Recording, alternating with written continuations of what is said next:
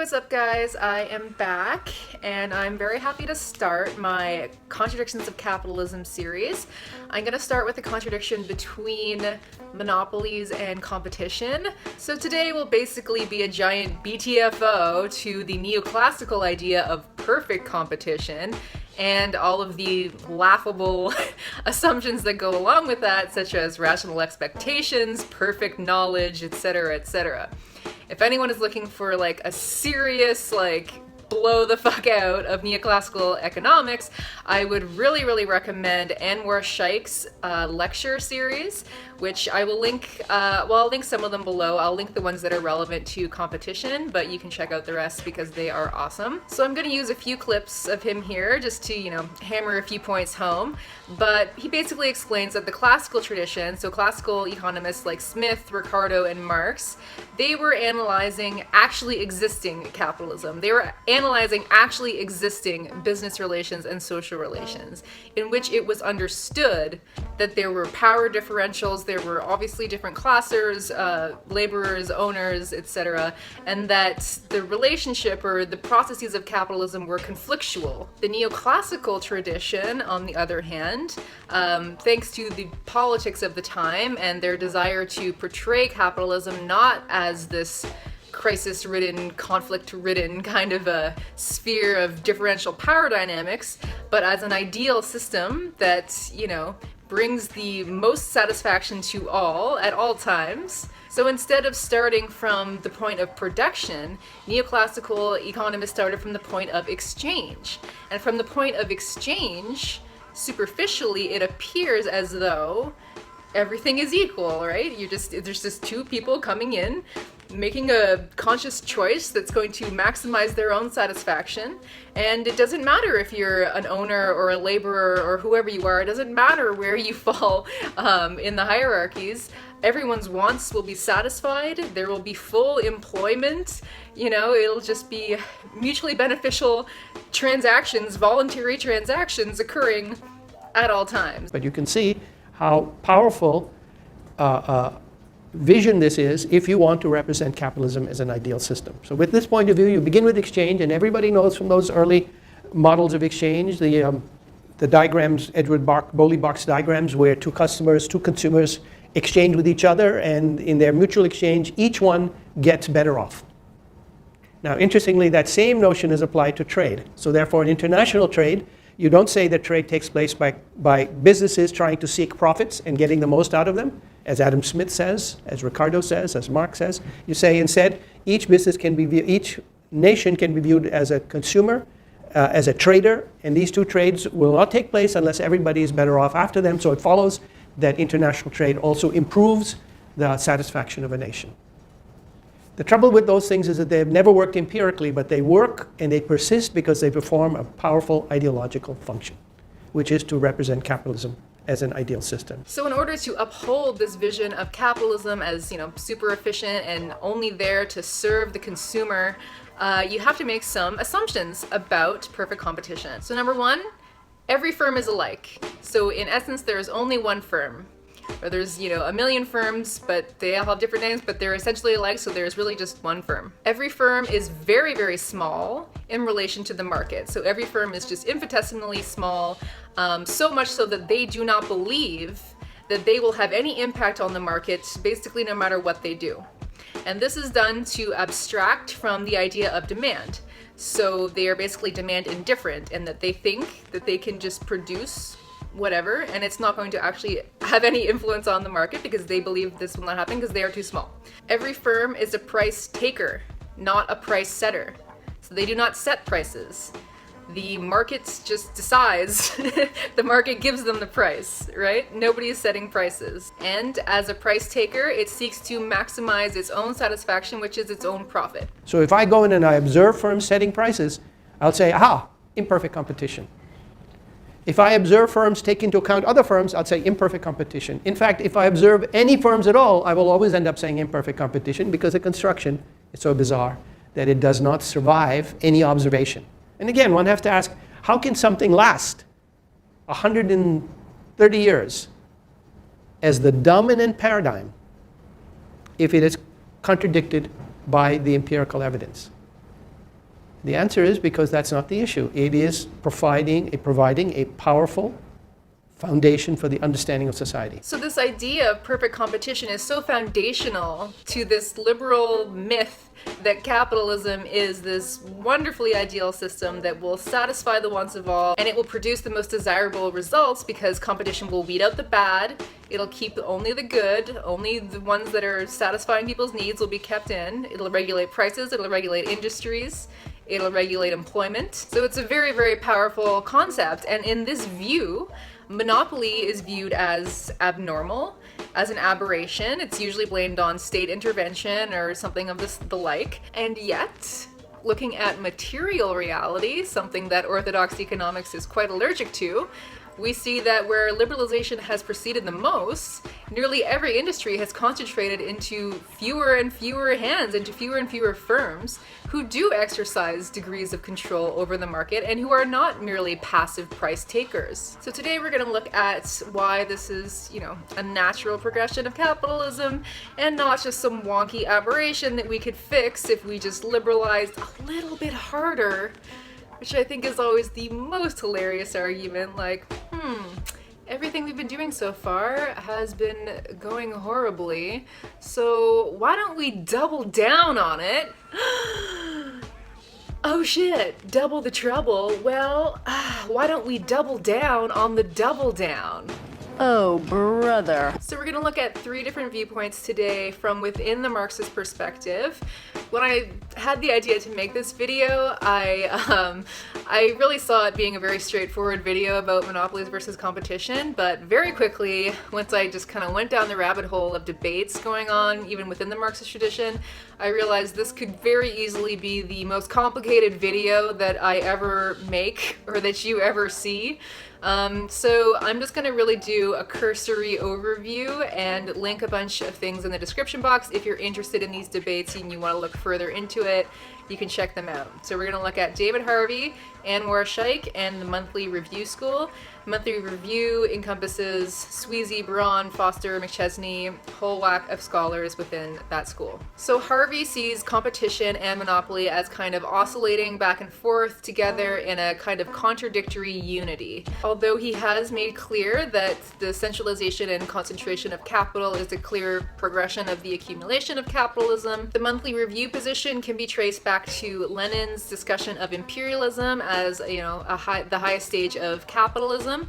And they believe that we are indeed in a monopoly stage of capitalism now, where monopoly power and not perfect competition is the rule. And this, they say, completely demolishes the political and the economic defenses of capitalism, which are that competition ensures rational allocation of scarce resources, which justifies the unequal distribution of incomes, and that economic power is diffused and that it cannot be aggregated in such a way that it would have undue influence over the democratic process. If monopoly and not perfect competition are the rule, then all of those defenses of capitalism are basically bunk. Anwar Shaikh says that even though it is true that the idea of perfect competition is completely ludicrous and bunk, and therefore so are many, if not all, of the other assumptions made about capitalism that kind of spring from this idea of perfect competition, perfect knowledge, perfect equilibrium. Even though it's true that that conception of competition is bunk, we should not abandon the concept of competition itself, and we should talk about real competition instead of this ridiculous perfect competition that has never existed. So he accuses the Monthly Review School of basically taking the same position as the neoclassicals in thinking that there was actually this golden age of capitalism, near the beginning, where things were perfectly competitive and it was so much better than it was today, and we've just moved past that into this next stage of capitalism where things are defunct. And where Shaikh says, perfect competition is so absurd, it has never ever been this way. All that we have ever seen has been real competition, and that is what Marx has been observing even since his time. So even though these debates are a little bit animated, I think that they do agree on more than they probably realize, but the two are kind of coming at it from different angles, and kind of what's at stake is how are we defining monopoly, and how are we understanding the implications of that. So Anwar Shaikh talks a lot about profit rates as defining monopoly, so you would expect monopolies to have higher than normal profit rates. But this is, this is not the only thing I think that we need to think about, and it's not the only thing that he is thinking about, but, he points out that empirically it's not always the case. Sometimes they do have maintained higher profit rates, sometimes not. But I don't think that the monthly review school is really saying that this is, absolutely the case across the board. There's a whole bunch of other things that goes into how we are defining monopolies, and I think we have to think more broadly about what the implications of this are. We have to take seriously the fact that there are 6 conglomerate companies that basically own everything now. It's just, what does that mean for labor? What does that mean for the consumer? This kind of sweeping power that it's assumed that the consumer has doesn't really make sense if there's just a few major conglomerates that are just owning everything. Because let's say, you have Nike and Adidas or whatever.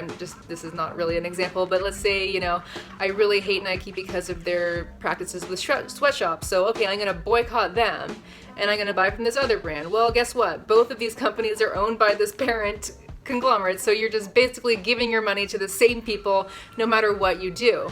And that kind of concentration, obviously, as we have seen in the United States, as we have seen everywhere, leads to an undue influence over the democratic process, leads to influence into politics and things that go beyond just talking about profit rates and price setting and things like that. So if you want to learn more about these debates, please see the description box below. But regardless, it is clear that all industries are concentrating into fewer and fewer hands, if you will, or fewer and fewer firms, and that the idea of perfect competition and all of the assumptions that go with it about capitalism as an ideal system just go right out the window. So what is the result of throwing that in the trash can for labor? In rivalrous competition, where firms are price setters, not price takers, one of the major weapons you have against your opponents is your ability to cut costs. Because if you can cut costs, then you can cut your price and still maintain profit. So how do you cut costs? Once again, you put a downward pressure on labor, you can reduce wages, you can take your business offshore where you can pay people slave wages next to nothing to make your goods, you can hire inmate labor and pay people literally nothing. You're basically just enslaving them to make your goods. You can try to extend the length of the working day or reduce, good conditions of work. You can produce with the cheapest materials possible and in the cheapest way possible, which environmentally usually means the least sustainable or environmentally sound. So this kind of rivalrous, not perfect competition has very big implications for labor. And we've seen this especially since the 1970s, the rise of neoliberalism. Labor's share of the output, or the labor share of the surplus, has just been decimated. Labor has just been decimated. So common to every point of view in the Marxist tradition is that capitalists want monopoly. Capitalists seek out monopoly. That is their raison d'etre, basically, of having a company, is to try and increase your market share. No rational business person actually wants a ton of competition all the time and feeling unstable about, your profit margins. So Harvey explains that monopoly is not an aberration, but it is a systemic problem that arises from what economists call rent seeking. And this is really straight from Marx, by the way. Just the centralization and concentration of capital is the natural tendency of the accumulation of capital. One of the most important historical changes affecting the competitive conditions of large industrial corporations was the emergence of finance as a driver of the system, with power increasingly shifting in this period from corporate boardrooms to financial markets. Big money is more readily available to big firms, and so finance, along with competition itself, becomes one of the main levers in the centralization process. And we can witness this centralization and concentration of capital everywhere we turn. This table shows the percentage of sales for the 4 largest firms in selected US retail industries. This is also called the 4-firm concentration ratio, and we can see that they rise dramatically in all sectors. Most remarkable was the rise in concentration in general merchandise stores, symbolized by Walmart, which represents monopsony capitalism. Walmart uses its power as a single buyer, thereby monopsony, as opposed to monopoly or single seller, to control production and prices. The world's major airlines have coalesced into a handful of mega alliances. For example, just one of these, the Star Alliance, includes all of these other airlines. So they have achieved greater economies of scale by pooling assets, whether they're planes, code-sharing capabilities, frequent flyer programs, catering services, training, etc. The result is, in effect, a global fleet of aircraft operating under the leadership of a single dominant carrier, in this case United, which is pretty fucking troubling since we see how United treats their customers and the fact that we don't really have a choice. So in the 1970s, with the onset of neoliberalism, it appeared to people that things were getting more competitive. Deregulating trade barriers opened up the playing field so that foreign companies could challenge national ones. An example of this is the automobile industry and the complete decimation of Detroit and its descent into a wasteland full of feral dogs. I should not say that because I know it's gotten better and I have comrades who do work there. But, I mean, we all witnessed that happen. So although from a national perspective it might appear that things got more competitive initially, this really just led to a global oligopoly of automobile production, where 5 multinational firms produce nearly half the world's motor vehicles. The 10 largest firms produce 70% of the world's vehicles. So if one of the main weapons that companies have in competition is price cutting, then why do we not see prices just like go through the floor? Schumpeter introduces the idea of co-respective pricing as an answer to this. Sweezy argued this as well, that oligopolistic firms had nothing to gain from engaging in price cutting or price warfare. It would only squeeze their profits and it would be matched by their competitors, so they wouldn't actually gain market share. So it didn't take firms long to realize this and to either indirectly or directly collude in price setting, which is again just a huge BTFO to the neoclassical perfect competition, but it doesn't mean that competition is eliminated. It doesn't mean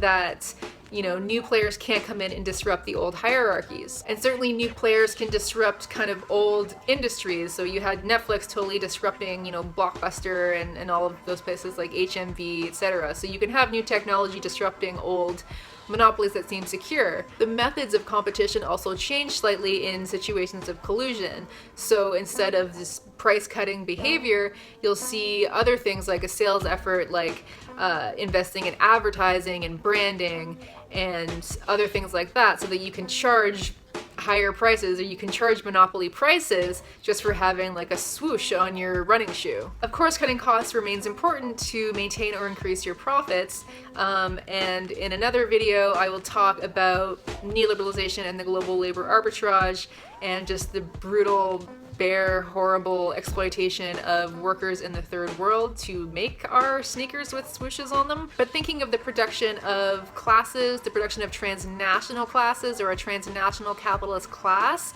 brings us back to Harvey, who argues that the underlying contradiction between monopoly and competition is the contradiction between the classes themselves. He argues that the capitalist class has a considerable monopoly or holds considerable monopoly power over the laboring class because they own private property. So they have a collective monopoly over the means of production or the means of financing in recent years. And we see the abuse of this monopoly power everywhere, with predatory lending practices, abusive credit card practices, hidden charges, etc., where big corporations or big moneyed interests add to their wealth hand over fist, even as the economy as a whole collapses and then stagnates. And you can check out my finance video to learn more about this. So I think I'll end here for today. Hopefully that was relatively straightforward. The takeaway points are that perfect competition and neoclassical economics in general are just fuck out of here with that. And I will let this brilliant man take us out. One of the striking things about perfect competition of modern economics is it comes from a reaction to the political economy of the time of Marx and Smith and Ricardo, but especially the time after Marx, when the working class has become very active, and the ideas of conflict are inherent in the relation between capital and labor, the relationship between firms. And this notion is disturbing. It's disturbing to orthodox economics. And orthodox economics then moves away from the idea of analyzing how capitalism operates to analyzing an ideal system, literally called perfect competition.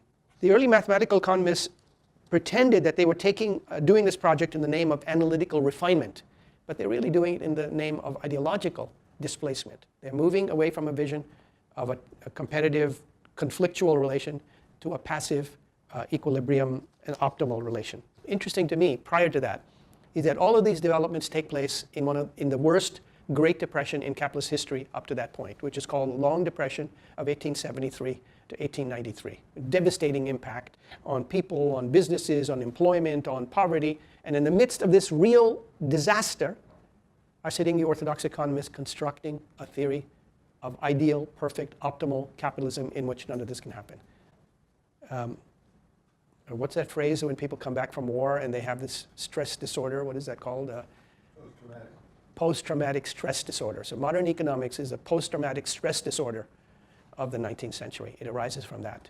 And this, by the way, is a very interesting parallel because in the next horrible event of capitalism of that sort was the 1930s, of course. And that in 1930s, not only massive devastation of workers and of firms and employment and output, but in Europe, the rise of the Nazis. So what is a more ideal time to invent the notion of rational choice and game theory?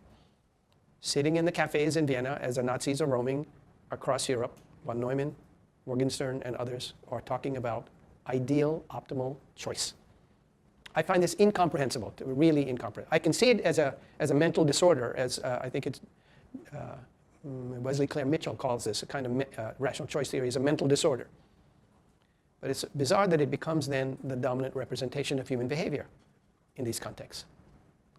From another point of view, it's not so bizarre because typically people confronting horrible conditions in the real retreat into some idealization. That's perfectly fine for literature, perfectly fine for poetry, but it seems to me a rather bad way for something that claims to be a science to be proceeding.